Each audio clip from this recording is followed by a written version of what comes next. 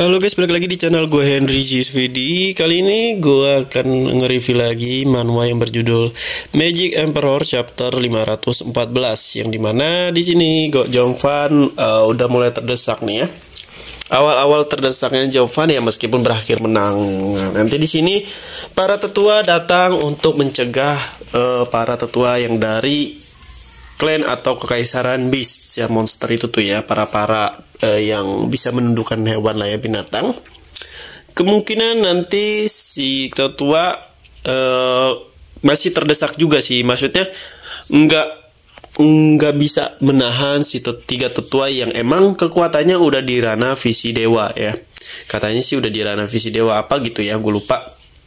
Kan kalau di Clan Law kayaknya cuma ada beberapa doang ya yang ada divisi dewa, terus ada yang di atas visi dewa, cuman kayak masih baru ke ranah tersebut, nggak seperti tiga tetua yang dari Clan Beast itu atau kekaisaran lain. Nah, disinilah bakalan pertempuran abis-abisan ya, tapi tetap di sisi lawan sebelum ada yang ngebantuin Jongfan itu bakalan tetap terdesak guys, karena di sini nanti Jongfan ya mau nggak mau harus menggunakan seluruh kekuatannya tanpa bantuan orang lain nantinya ya, untuk menahan si kekaisaran lain menyerbu Clan Law. Wah, bakalan seru nih ya. Udah mulai masuk art berakhirah kekaisaran ya, mulai masuk ke art yang dimana nanti si Jongfan bakalan ngebunuh si kaisar ya. Disinilah nanti tahtanya bakalan diambil oleh anaknya, yang sebenarnya bisa aja Jongfan jadi kaisar, cuman gak akan mau lah ya. Malah si Jongfan ngasih ke anaknya atau temennya lah, atau adiknya, saudaranya angkat dia yang dari pangeran tersebut yang gendut itu, tapi tetap itu dikendalikan sama Jongfan di balik layar ya kan. Emang kekuatan Clan Law lebih kuat dibandingkan kekaisaran ya, bisa aja mereka menyerbu kaisar atau menghancurkan, tapi tetap semua orang punya perannya masing-masing. Jongfan pun udah menyadari seperti itu guys.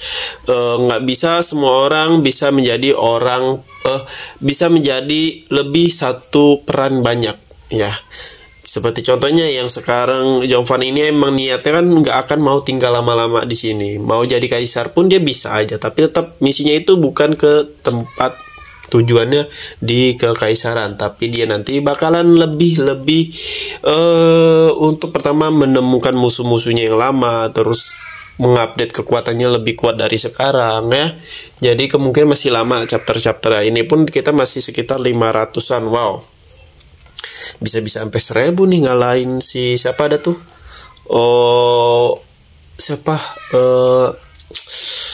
Rebirth apa gitu ya, yang si Xiaofan nah lah ya, namanya Xiaofan aja sekitar 600-an ya dia. 1000 ya, udah 1000 lebih ya. Gue juga lupa deh, udah nggak nonton lagi, udah nggak baca lagi lah, malas juga kebanyakan, membosankan. Nah, di sini ini artinya nanti masuk ke yang baru, yaitu masuk ke sekte demonik guys. Tapi nggak tahu sih di chapter ini apa, di chapter nanti kita lihat aja ya kan. Dan kita lanjut lagi, seperti di chapter sebelumnya Jongfan pun mundur ya. Jongfan terluka guys, gara-gara di chapter sebelumnya kena serangan 3 para tetua dari klan atau klan mulu kan ya, sekte beast lah ya. Nah, di sini berarti Jongfan tuh ranahnya Jongfan belum ada apa-apanya ya.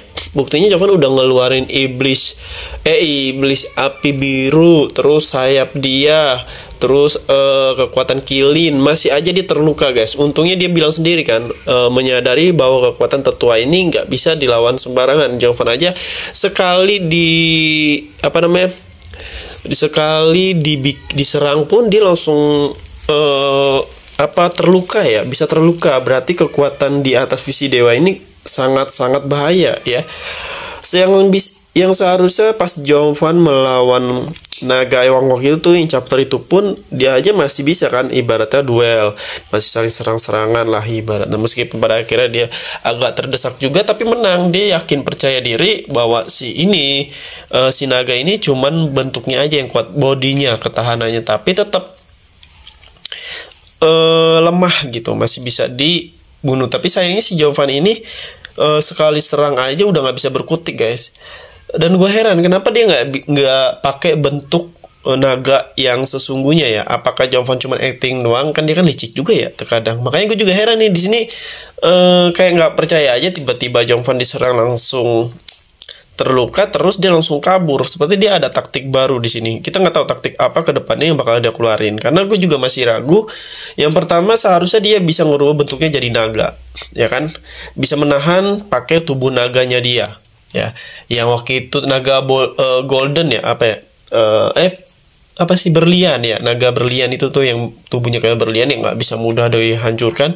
Seharusnya dia bisa mengeluarkan kekuatan seperti itu buat menahan serangan dari tetua dari kekaisaran lain.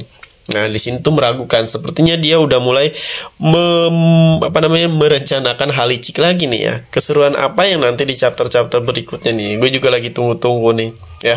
Tapi kalau tetua yang ngadapin 3 tetua dari kekaisaran lain atau clan beast, kayaknya nggak bisa deh. Maksudnya nggak akan bisa diserang begitu aja si tetua ini, karena 3 tetua ini lebih kuat dari mereka semua, apalagi ada 3 ya. Mungkin kalau 1 bisa aja dikeroyok sama si Jovan ya kan. Dikuras lah ya energinya sampai benar-benar nggak berkutik. Tapi ini masalahnya 3 gitu, si 3 tetua cabul gitu ya. Wah, untungnya nanti dia bakalan mati tuh, bakalan tewas juga sama si Clan Law. Ya nanti ada yang ngebantuin lah ya. Yang spoilers kemarin itu dari Clan Demonic lah, ada yang ngebantuin dia karena dia ingin merekrut si Jovan. Jadi Jovan itu punya perjanjian lah sama si klan iblis itu tuh atau demonic ya, biar masuk ke klannya dia, nanti bakalan dibantuin. Nah, di sini pun Jovan pun nggak berkutik lah ya kalau udah dipanggil sama klan demonic, karena kekuatan Jovan yang sekarang nggak bisa buat mendandingi itu sekte.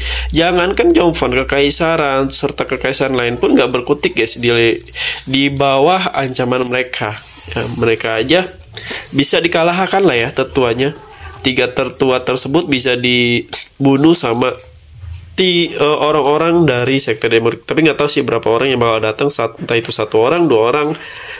Seperti 1 orang jauh cukup kali ya, karena sekte demonic kan sekte yang kekuatannya udah melebihi di atas ranah di karakter-karakter yang sering dilihatin di chapter-chapter sebelumnya ya. Meskipun gurunya Jovan bukan gurunya sih, itu cuman kayak sekedar si Jovan acting lah, mau nggak mau. Kalau nggak acting bisa-bisa dia nanti dibunuh sama si guru yang ngasih api biru itu tuh ya. Jadi pura-pura sama-sama licik lah sebenarnya mereka ini berdua, sama-sama otak-otak yang emang punya rencana lain ya, agak sedikit gila. Nah, jadi kalau kalian mau belajar desain ya, bikin ilustrasi seperti ini udah selesai nih warnain ya, kalian bisa lanjut aja ke playlist YouTube gua, bisa juga. Tapi ini hanya sekedar pembuat aja ya. Kalau ini cuma buat di review, nggak dijual. Ada kok karakter-karakter yang emang karya gue sendiri. Oke, mungkin sampai sini aja. Terima kasih udah nonton. Sampai jumpa lagi di next video.